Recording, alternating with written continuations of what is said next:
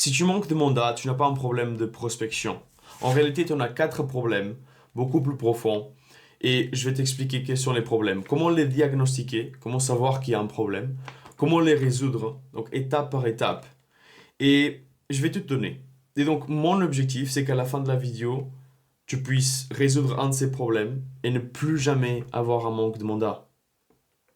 Et donc, qui dit manque de mandat dit manque de vente. Donc, plus de mandat, plus de vente, plus de recommandations pour une activité plus sereine, disons comme ça, dans l'immobilier. Et donc, c'est ce que je vais t'expliquer dans cette vidéo. On va attaquer le premier point avec les cadeaux. Et donc, les cadeaux, ça symbolise quoi? C'est une offre. Et donc, souvent, les agents, ils ont un problème d'offre. Et ils savent pas pourquoi ils ont ce problème d'offre. Tu vois, en fait, quand on a un problème d'offre, c'est que ce que tu donnes, c'est pas aligné avec ce que les clients ils veulent.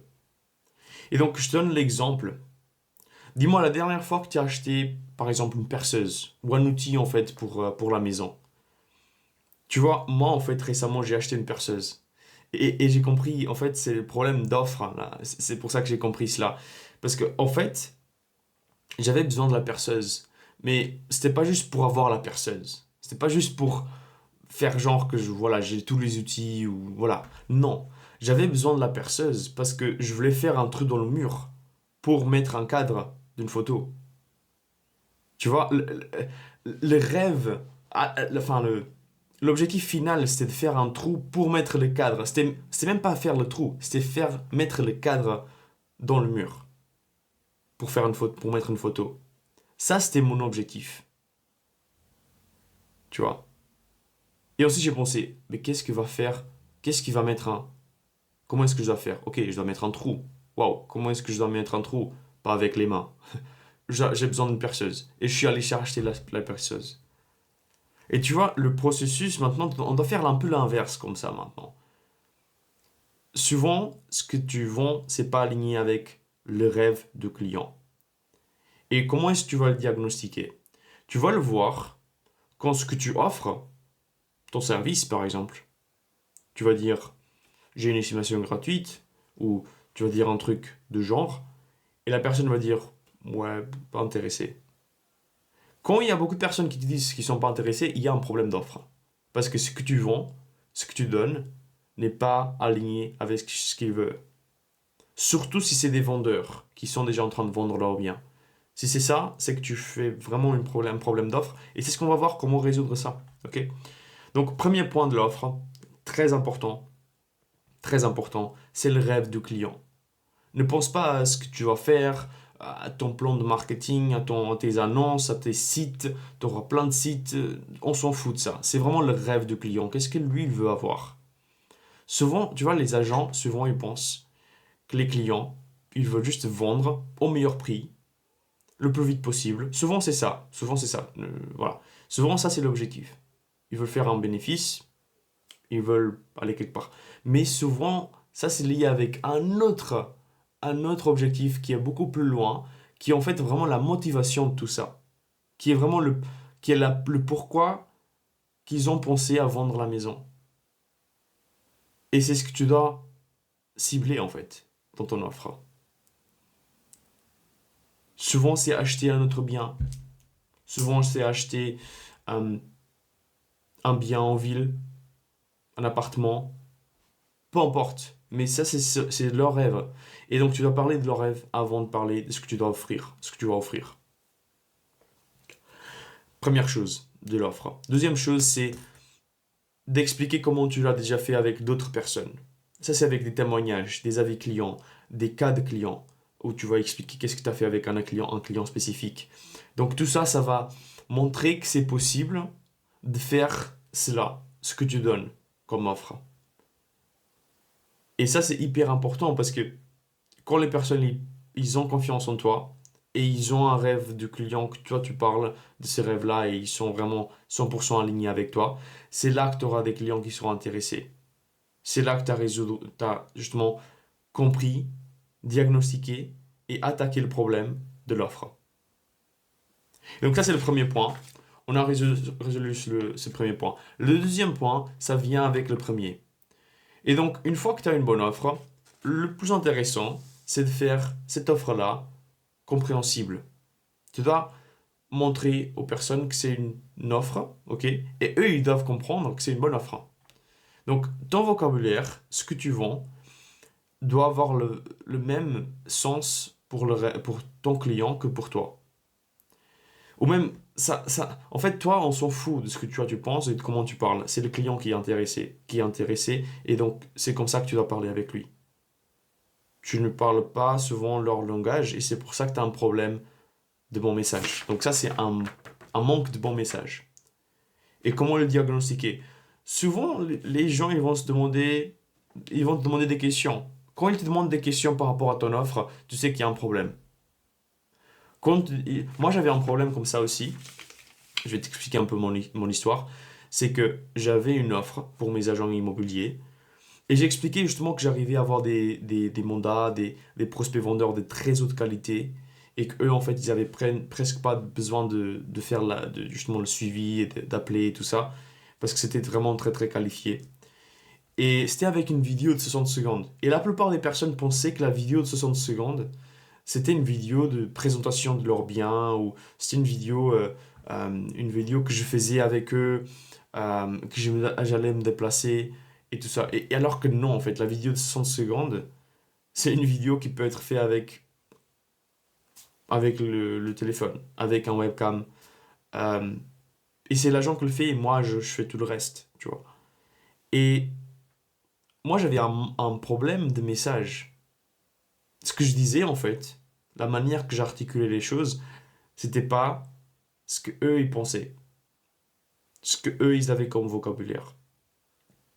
Et donc c'était mon problème. Et c'est comme ça que je l'ai résolu, en fait. C'est en comprenant, ok, comment est-ce que mes agents immobiliers, mes clients idéaux, ils parlent? Comment est-ce qu'ils pensent?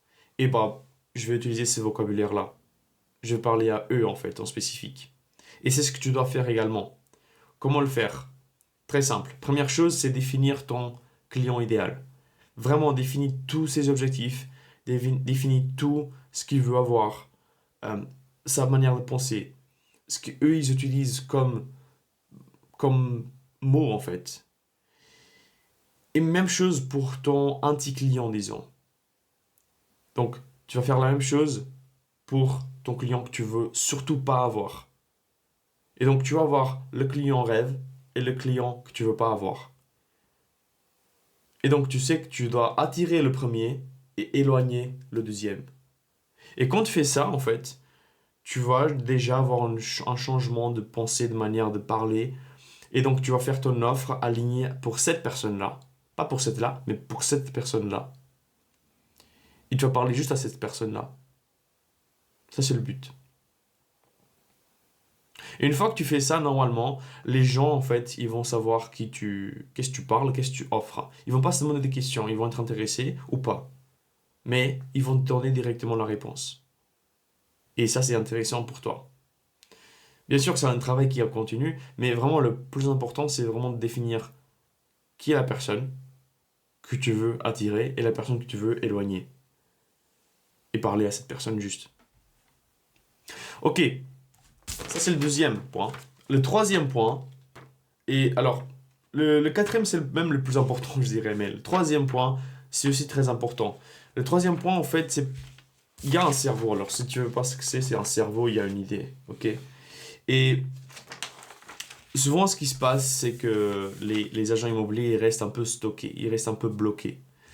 Et ils restent un peu bloqués dans le genre où ils savent pas vraiment comment faire. Et en fait, ça vient tout du cerveau. Et ce que je veux parler avec ça, c'est un manque de connaissances. Tu vois, souvent, tu as un bon message, ok? Parce que tu parles à la bonne personne. Et en fait, ce qui se passe avec ça, c'est que tu manques de connaissances par rapport à cette personne-là. Et qu'est-ce que je ferais pour toi, en fait, si j'aurais justement ce manque de connaissances? Comment est-ce que je vais voir déjà s'il y a un problème là-dessus? Comment le diagnostiquer? Le manque de connaissances, c'est quand tu vois que le marché il avance plus que ce que toi tu as avancé. Tu sais pas vraiment qu'est-ce que il pense, comment il est. Et donc, tu sais pas vraiment à quel point le marché il est sophistiqué ou pas. Et tu comprends pas assez bien tes clients. C'est un peu un lien avec le deuxième aussi. Mais tu vois, le deuxième, t'as le client idéal et tu vas te rapprocher de plus en plus de lui. Maintenant ici, tu dois faire un peu la suite du deuxième point. Tu vas interroger ces clients-là. Tu vas interroger tes clients d'avant. Comment est-ce qu'ils étaient, qu'est-ce qu'ils faisaient avant? Comment ça s'est passé pour eux, en fait, avec ton service? Et tu vas interroger tes meilleurs clients en continu, en fait. Ça, c'est un travail qui est en continu. Tu vas utiliser leur vocabulaire, comme on le voulait, on l'a dit avant. Tu vas modifier ton site, tu vas modifier ton support de vente, tu vas modifier tout ce qui est publicité, message de prospection, le contenu pour ces personnes-là. Et en fait, au niveau des connaissances, ce qui est intéressant, c'est que ça, c'est quelque chose qui doit être fait en permanence. Et c'est pour ça que beaucoup de personnes restent bloquées à un certain chiffre. Parce que tu sais pas ce que tu sais pas, tout simplement. Par exemple, si je te dis maintenant que tu peux faire un fois 7,65 avec des publicités en ligne, tu sais pas comment faire. Tu sais même pas que c'est possible. Mais c'est possible. Moi, ça, c'est un exemple. Je vais pas pitcher à 100% et vendre un truc là maintenant. Mais pour t'expliquer, juste pour te donner un exemple. Moi, je fais des publicités pour mes clients. Et donc, eux, en fait, ils investissent 1 000 € en pub et ils arrivent à avoir 7 000 quelques derrière. Et donc, pour eux, en fait, quand j'avais discuté avec eux, ils savaient même pas que c'était possible. Eux, ils pensaient, ah oui, ben c'est juste des posts sur Facebook, Instagram, ah, je fais ça aussi. Mais non, en fait, il y a tout un système qu'on a développé avec Instagram, Meta, tu vois. Mais c'est complètement différent parce qu'ils savaient pas ce qu'ils savaient pas. Et donc, bien sûr, tu sais pas ce que tu sais pas, c'est logique. Souvent, on sait ce qu'on sait pas, et justement, on va l'apprendre. Mais pourquoi je dis ça? Parce que le but, c'est d'affiner ton savoir en continu. La meilleure chose, c'est des livres. Ok, c'est vraiment lire des livres. Moi, si je pourrais genre lire 4 heures par jour, je lirais. Je lisais plutôt 4 heures par jour. Parce que c'est vraiment le seul truc qui va me donner des savoirs que je n'ai pas vraiment et que je savais même pas qu'ils existaient.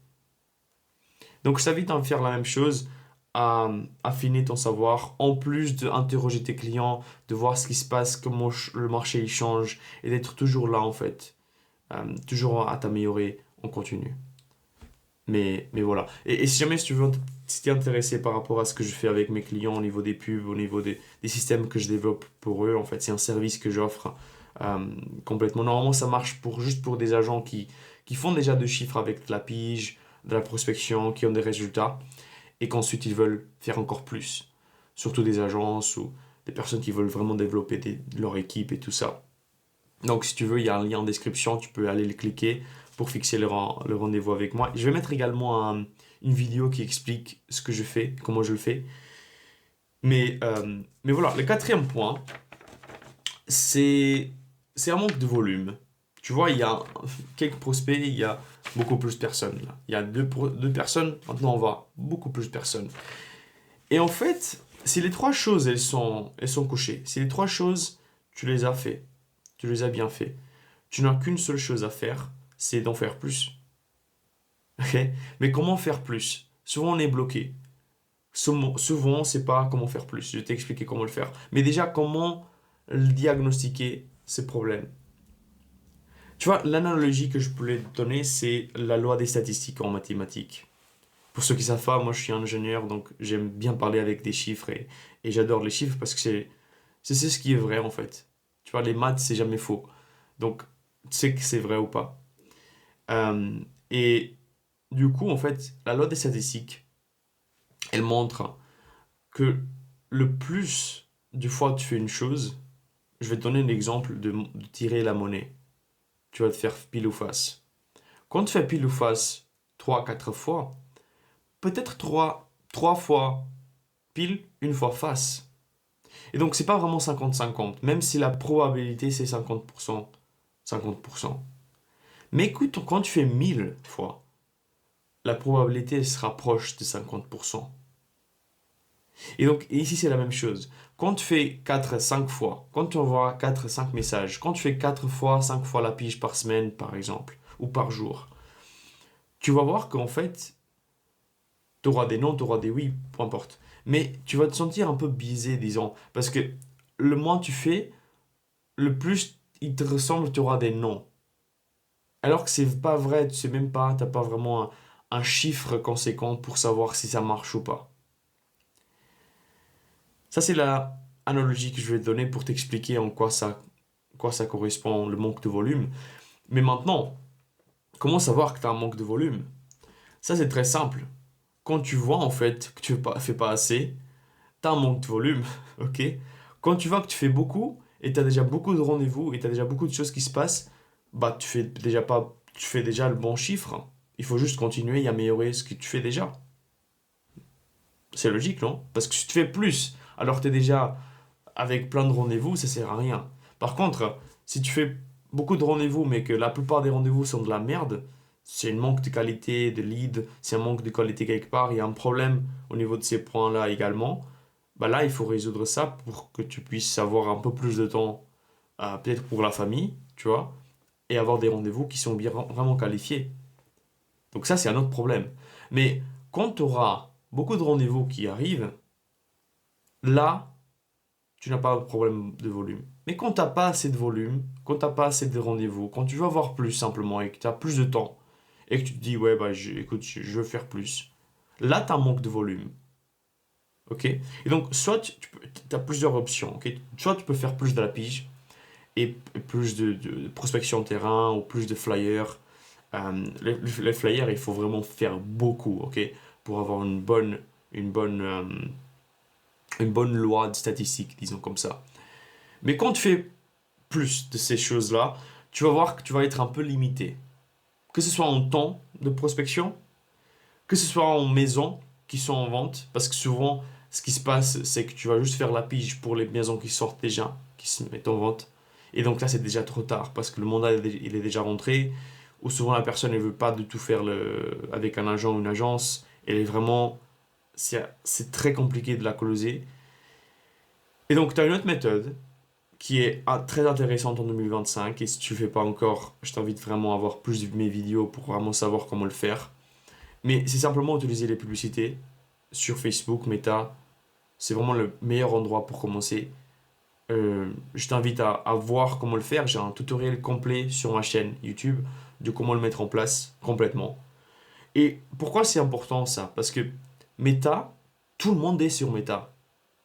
Facebook a les données de tout le monde. Et les gens, ils pensent même pas, mais Facebook, c'est Meta, du coup, c'est énorme. C'est pas juste Facebook, c'est pas juste Instagram, mais c'est Messenger, c'est WhatsApp. Et il y a plein d'autres choses qu'eux, ils font pour alimenter cette machine, qui est une intelligence artificielle qui est juste incroyable. C'est une des plus grandes au monde. Et c'est une des premières d'ailleurs. On connaît maintenant ChatGPT et tout, mais tu sais, Facebook, c'était une intelligence artificielle déjà en 2005. Tu vois à quel point. Donc, et pour donner encore plus de valeur en méta, donc eux ils ne me payent pas, mais ce qu'eux ils font c'est qu'ils achètent des données à Google. Et donc Google c'est le plus grand moteur de recherche au monde, et donc ils achètent des données à Google en plus. Tu vois à quel point c'est fort. Et donc si tu es là-dessus, et si tu fais les bonnes publicités, tu vas pouvoir montrer tout ce que tu veux, à qui tu veux, quand tu veux. Et si tu fais Et en fait, si tu fais comme je fais, en fait, où tu investis 1000 euros et tu arrives à faire 7650 euros derrière, en moyenne, tu imprimes de l'argent. Donc tu sais imprimer de l'argent. Et c'est incroyable quand tu le fais.